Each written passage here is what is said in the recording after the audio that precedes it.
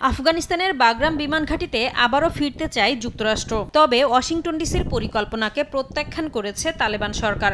যুক্তরাষ্ট্রকে কোনোভাবেই বিমান ঘাঁটির নিয়ন্ত্রণ নিতে দেয়া হবে না বলে সাফ জানিয়ে দিয়েছে আফগানিস্তান।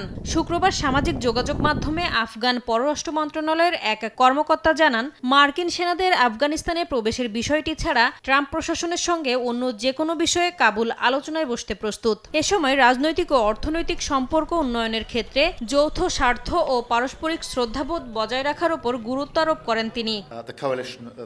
এর আগে বৃহস্পতিবার ব্রিটিশ প্রধানমন্ত্রী কিয়ার স্টারমারের সঙ্গে যৌথ সংবাদ সম্মেলনে আফগানিস্তানের বাগরামের বিমান ঘাঁটি পুনরায় ফিরে পেতে চেষ্টা চলছে বলে জানান মার্কিন প্রেসিডেন্ট ডোনাল্ড ট্রাম্প। চীন থেকে কাছাকাছি হওয়ায় কৌশলগত কারণে অনেক গুরুত্বপূর্ণ দাবি করে কোনো বিনিময় ছাড়াই তালেবানের কাছে যুক্তরাষ্ট্র এই ঘাঁটি ছেড়ে এসেছে বলেও মন্তব্য করেন তিনি।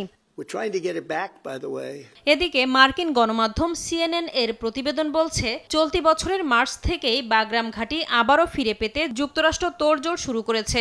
সেপ্টেম্বরের মাঝামাঝিতে বন্দি বিনিময়ের সম্ভাবনা নিয়ে আলোচনায় কাবুল সফরে যান যুক্তরাষ্ট্রের জিম্মি বিষয়ক বিশেষ দূত অ্যাডাম বোলার। এমনকি এ বিষয়ে প্রথমবারের মতো তালেবান কর্মকর্তাদের সঙ্গে ট্রাম্প প্রশাসনের আলোচনা চলছে বলেও নিশ্চিত করেছেন ট্রাম্প প্রশাসন। তবে ট্রাম্পের এই পরিকল্পনাকে মোটেও ভালোভাবে নিচ্ছে না চীন। চীন আফগানিস্তানের স্বাধীনতা, সার্বভৌমত্ব ও ভৌগোলিক অখণ্ডতাকে শ্রদ্ধা করে উল্লেখ করে দেশটির পররাষ্ট্র মন্ত্রণালয় জানায়, আফগানিস্তানের ভবিষ্যৎ ও নিয়তি নির্ধারণের অধিকার কেবলমাত্র আফগান জনগণের হাতেই থাকা উচিত। ওই অঞ্চলে উত্তেজনা সৃষ্টি কিংবা সংঘাত উস্কে না দিয়ে সংশ্লিষ্ট সব পক্ষকে গঠনমূলক ভূমিকা রাখার আহ্বান জানিয়েছে বেইজিং। কাবুলের দক্ষিণে অবস্থিত বাগরাম ঘাঁটি 2 দশক ধরে মার্কিন সেনাদের দখলে ছিল।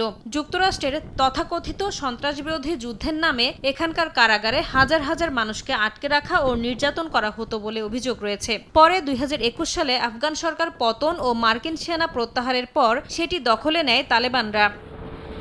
নাসরিন রুমি, সময় সংবাদ।